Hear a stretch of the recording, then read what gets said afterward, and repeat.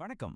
நாம எப்படி பார்க்கறோங்கிறத அப்படியே மாத்தக்கூடிய ஒரு சூப்பரான கதையோட விளக்கத்தை தான் இன்னைக்கு நம்ம பார்க்க போறோம். இது ஹெலி அப்புறம் ஜிப்போ, இந்த ரெண்டு விசித்திரமான நண்பர்களோட கதை.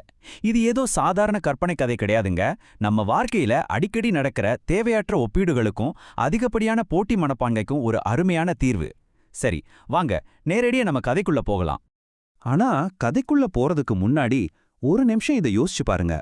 உங்ககிட்ட ஒரு சூப்பரான திறமை இருக்கு, இதுல என்ன அடிச்சுக்க ஆளே இல்லைன்னு நீங்க ரொம்ப பெருமையா இருக்கீங்க. ஆனா திடீர்னு ஒரு நாள் புதுசா ஒருத்தர் வரார்.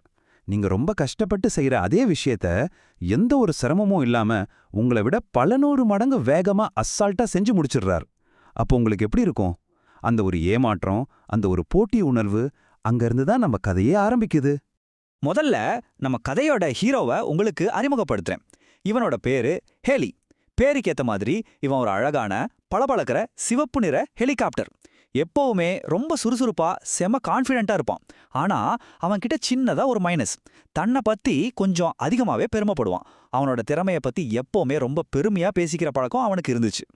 ஹெலியோட அன்றாட வாழ்க்கையை பாத்தீங்கன்னா ஒரு இன்ட்ரெஸ்டிங்கான விஷயம் புரியும். ஒரு பெரிய நகரத்தோட பிஸியான ஏர்போர்ட்ல தான் அவன் வேலை செஞ்சுட்டு இருந்தான். தினமும் மக்களை ஒரு இடத்துல இருந்து இன்னொரு இடத்துக்கு பத்திரமா கொண்டு போறது தான் அவனோட வேலை. அவன் மனுஷங்களுக்கு ரொம்பவே உதவியா இருந்தான்.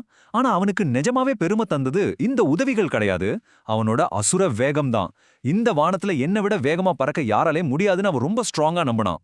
ஆனா இந்த மாதிரி ஓவர் கான்ஃபிடன்ஸ் எப்ப வேணாலும் உடையலாம் இல்லையா? ஒரு நாள் ராத்திரி அமைதியான சூழ்நிலை, சுத்தி இருட்டு. ஹெலி தன்னோட வழக்கமான இரவு நேர பயணத்துல பறந்துட்டு இருக்கான்.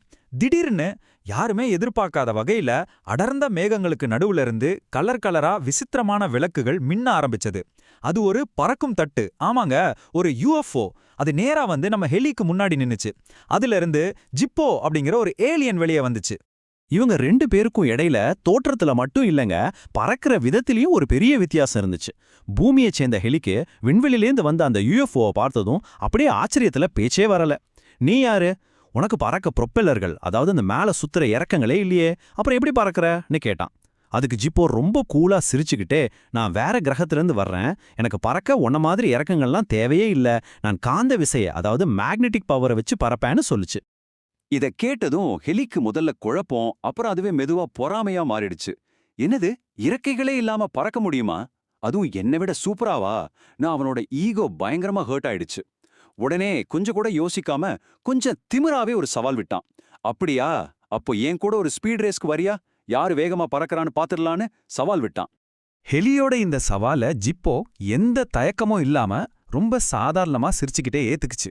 அந்த இருட்டான வானத்துல ஒரு கற்பனையான ஸ்டார்டிங் லைன் வரையப்பட்ட மாதிரி அந்த இடமே மாறிடுச்சு. ஒரு பக்கம் தான் இறக்கைகளோட பறக்க தயாரா நம்ம பூமியோட ஹெலிகாப்டர், இன்னொரு பக்கம் சத்தமே இல்லாம காந்த விசையில மிதக்கிற அந்த விண்வெளி யுஎஃப்ஓ. யாரு ஜெயிக்க போறாங்கங்கிற எதிர்பார்ப்பு எகிரிடுச்சு. ரேஸ் ஸ்டார்ட் ஆச்சு. ஹெலி தன்னோட மொத்த பலத்தையும் யூஸ் பண்ணா. என்ஜின் பயங்கரமா சத்தம் போடுது. அவனோட ப்ரொப்பல்லர்கள் முன்னாடி எப்பவும் இல்லாத அளவுக்கு சம ஸ்பீடா சுத்துது. அவன் லைஃப்லே தான் அவனோட டாப் ஸ்பீட். ஆனா என்ன ஒரு ஷாக் தெரியுமா? கண்ணை இமைக்கிற நேரத்துக்குள்ள ஒரே ஒரு செகண்ட்ல ஜிப்போ ஒளியின் வேகத்துல சீறி பாய்ந்து ரேஸ வின் பண்ணிருச்சு. ஜிப்போ எப்ப மூவ் ஆச்சுன்னு கூட ஹெலியால பார்க்க முடியலங்க. ஆரம்பிச்ச அதே நொடியில ரேஸ் முடிஞ்சிருச்சு. இப்போ ஒரு நிமிஷம் ஹெலியோட மனநிலை எப்படி இருக்கும்னு நினைச்சு பாருங்க. இத்தனை வருஷமா தன்னோட வேகம் பத்தி அவன் வச்சிருந்த அந்த பெருமை, கர்வம் எல்லாமே ஒரே நொடியில சுக்குநூறா உடைஞ்சிருச்சு. அவன் ரொம்பவே அப்செட் ஆயிட்டான். பெருத்த ஏமாற்றத்தோட தன்னோட தோல்வியை ஒத்துக்கிட்டு ஜிப்போவை பார்த்து நீ தான் பெஸ்ட்னு ரொம்ப சோகமா சொன்னான். அவனுக்கு அவன் நினைச்சே ரொம்ப அவமானமா போயிடுச்சு. ஆனா கதையோட ரியல் ட்விஸ்ட் ஜிப்போ செஞ்ச அடுத்த விஷயத்துல தான் இருக்கு. ஜிப்போவை பாத்தியா, நான் தான் கெத்துன்னு சொல்லி ஹெலிய கிண்டல் பண்ணல. மாறாக ரொம்பவே மனசு உடைஞ்சு போயிருந்த ஹெலிகிட்ட அன்பா வந்துச்சு. ஒரு உண்மையான நண்பன் மாதிரி அவனுக்கு ஆறுதல் சொல்ல ஆரம்பிச்சுது. அந்த ஆறுதல்ல தான் இந்த கதையோட மொத்த அர்த்தமுமே ஒளிஞ்சிருக்கு. இப்போ இந்த விஷயத்த கொஞ்சம் நல்லா கவனிங்க. ஜிப்போ ஹெலிகிட்ட என்ன சொல்லுச்சு தெரியுமா? ஹெலி, ஃபீல் பண்ணாத. ஒளியின் வேகத்துல பறக்கிற என்னோட திறமை இந்த முடிவே இல்லாத விண்வெளியை கடக்க மட்டும்தான் பயன்படும். ஆனா ஒரு நிமிஷம் யோசிச்சு பார், ஹேபத்துல இருக்கிற ஒரு மனுஷனை காப்பாத்தணும்னா இந்த வேகம் எனக்கு உதவுமா? நிச்சயமா உதவாது. அவங்கள காப்பாத்தணும்னா மெதுவா பறக்கணும், ஒரே இடத்துல காத்துல நிலையா மிதக்கணும்.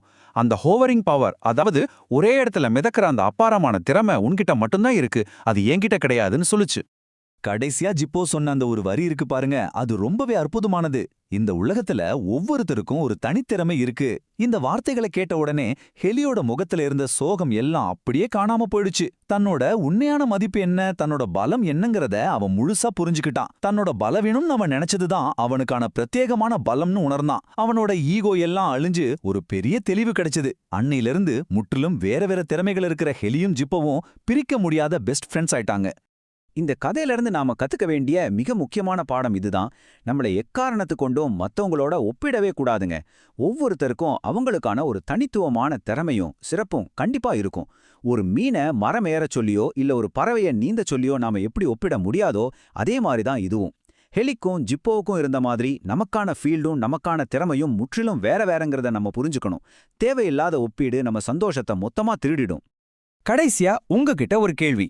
எல்லாரும் ஒளியின் வேகத்துல ஓடிட்டு இருக்க இந்த உலகத்துல நீங்க மட்டும்தான் அந்த ஹெலி மாதிரி ஒரு இடத்துல உறுதியா நின்னு மத்தவங்களுக்கு உதவற நபரா இருக்கலாம். உங்களோட அந்த தனித்துவமான திறன் என்ன? ஹெலிய போல மத்தவங்களுக்கு உதவக்கூடிய உங்களோட அந்த ஸ்பெஷலான பலம் எது? அதை கண்டுபிடிங்க, அதை கொண்டாடுங்க. ஏன்னா நீங்க நீங்களாக இருக்கிறதே உங்களோட மிகப்பெரிய பலம். என்ன உங்களோட ஸ்பெஷல் டேலண்ட் என்னன்னு யோசிக்க ஆரம்பிச்சிட்டீங்களா?